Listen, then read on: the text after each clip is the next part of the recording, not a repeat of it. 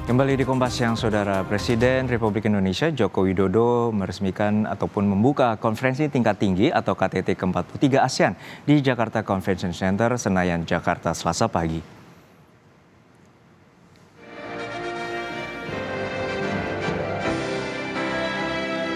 Jokowi didampingi Ibu Negara Iriana Jokowi dan juga menyambut kedatangan para pemimpin negara anggota ASEAN, termasuk dua pemimpin negara undangan, yakni pemimpin negara Cook Island dan juga Bangladesh.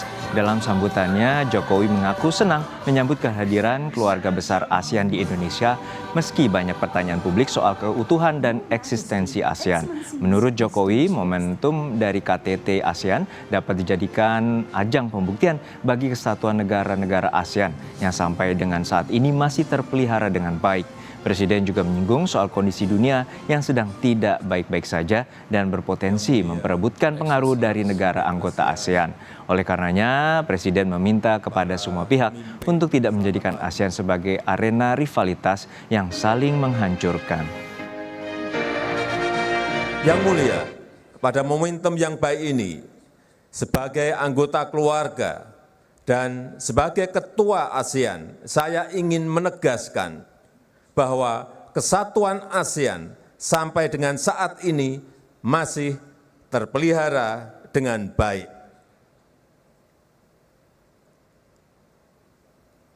Kesatuan jangan diartikan tidak ada perbedaan pendapat. Sebagai negara yang memiliki beragam suku, budaya, bahasa, dan agama, bagi Indonesia, kesatuan itu adalah sebuah harmoni dalam perbedaan. Informasi terkini pelaksanaan KTT ke-43 ASEAN hari ini, kita segera bergabung dengan jurnalis Kompas TV, Dian Silitonga di JCC Senayan, Jakarta. Dian, apa saja menjadi agenda utama di hari pertama pembukaan KTT ASEAN? Juno, kalau hari ini ada dua agenda utama dalam KTT ASEAN ke-43. Yang pertama adalah sidang pleno, saat ini sudah berlangsung dan memang akan dijadwalkan berlangsung hingga pukul 12 siang nanti. Nah, kemudian nanti akan dilanjutkan dengan forum berformat retret. Ini akan berlangsung kalau sesuai jadwal mulai pukul 3 hingga pukul 5 sore nanti. Seperti yang kita tahu bahwa memang upacara pembukaan KTT ASEAN ke-43 ini tadi sudah dilakukan atau sudah berlangsung pada pukul 10 pagi. Tadi diawali dengan penyambutan sejumlah kepala negara anggota ASEAN. Tadi 10 negara anggota ASEAN hadir kecuali Myanmar, ditambah lagi dengan 2 negara undangan. Tadi kami pantau ada Presiden Bangladesh dan juga Perdana Menteri Kepulauan Cook. Nah, tadi dalam pembukaan Presiden Joko Widodo menyampaikan sejumlah hal, mulai dari menyinggung soal kesatuan.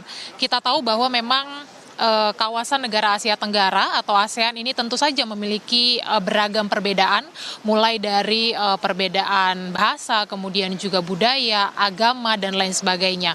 Sehingga memang tentu saja perbedaan ini bisa memantik terjadinya konflik. Tapi tadi Presiden Joko Widodo menyampaikan bahwa justru perbedaan ini harus menjadi atau memperkuat demokrasi di kawasan Asia Tenggara sehingga juga bisa menciptakan kesetaraan. Sementara di sisi lain, isu kesetaraan ini biasanya juga rentan untuk menimbulkan konflik dan juga ketidakadilan di lingkup dunia. Nah, Presiden Joko Widodo juga menegaskan bahwa baiknya isu kesetaraan ini justru bisa membingkai persatuan. Kemudian juga Presiden Joko Widodo tadi menyinggung soal tantangan masa depan global yang semakin berat, sehingga penting peran kerjasama negara kawasan Asia Tenggara. Lebih lengkap kita akan dengarkan pernyataan Presiden Joko Widodo berikut ini. Kita sadar dunia memang sedang tidak baik-baik saja. Tantangan masa depan semakin berat dan mengakibatkan perebutan pengaruh oleh kekuatan besar. Tapi ASEAN sudah sepakat untuk tidak menjadi proksi bagi kekuatan manapun, untuk bekerja sama dengan siapapun bagi perdamaian dan kemakmuran. Jangan jadikan kapal kami, ASEAN, sebagai arena rivalitas yang saling menghancurkan. Tapi jadikanlah kapal ASEAN ini sebagai ladang untuk menumbuhkan kerjasama, untuk menciptakan kemakmuran, menciptakan stabilitas, menciptakan perdamaian yang tidak hanya bagi kawasan, tapi juga bagi dunia.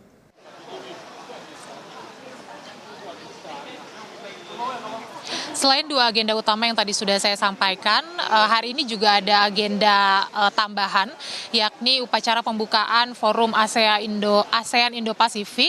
Nah, ini dilaksanakan atau digelar di lokasi berbeda, Juno. Kalau hari ini sebenarnya agenda utamanya berpusat di Jakarta Convention Center Senayan, tetapi ada agenda tambahan lagi yang diselenggarakan di Hotel Mulia Senayan, Jakarta. Tadi sudah saya sampaikan upacara pembukaan Forum ASEAN Indo-Pasifik. Nantinya forum itu akan fokus membahas tentang isu-isu ekonomi. Jadi kita memang akan pantau bersama nanti bagaimana pembahasan di agenda pertama KTT ASEAN ke-43 hari ini. Juno. Ya, selain isu ekonomi, ada isu apa lagi yang akan diangkat dalam pembahasan KTT ke-43 ASEAN ini?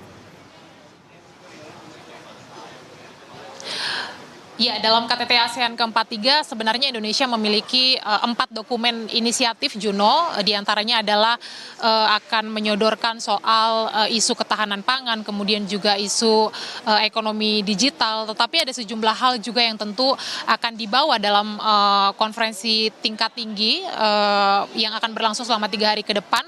Di antaranya adalah pembahasan soal isu Laut Cina Selatan, kemudian juga zona bebas senjata nuklir di Asia Tenggara, kemudian juga mungkin akan kembali membahas isu Myanmar, dan kemudian juga membahas terkait dengan kerjasama maritim. Seperti yang saya sampaikan tadi bahwa memang konferensi tingkat tinggi ASEAN ke-43 ini masih akan berlangsung selama 3 hari ke depan. Secara keseluruhan memang akan ada 12 pertemuan yang akan dihadiri oleh Presiden Joko Widodo, tetapi spesifik isunya mana saja yang dibahas di hari mana, ini yang memang belum disampaikan. Jadi kita nantikan nanti biasanya di akhir agenda hari ini, sore hari akan ada konferensi pers yang akan menyampaikan apa pembahasan hari ini dan kesepakatan apa yang sudah disepakati dalam pertemuan yang dilakukan. Juno. Baik, terima kasih jurnalis Kompas TV Dian Silitonga dari JCC Senayan, Jakarta.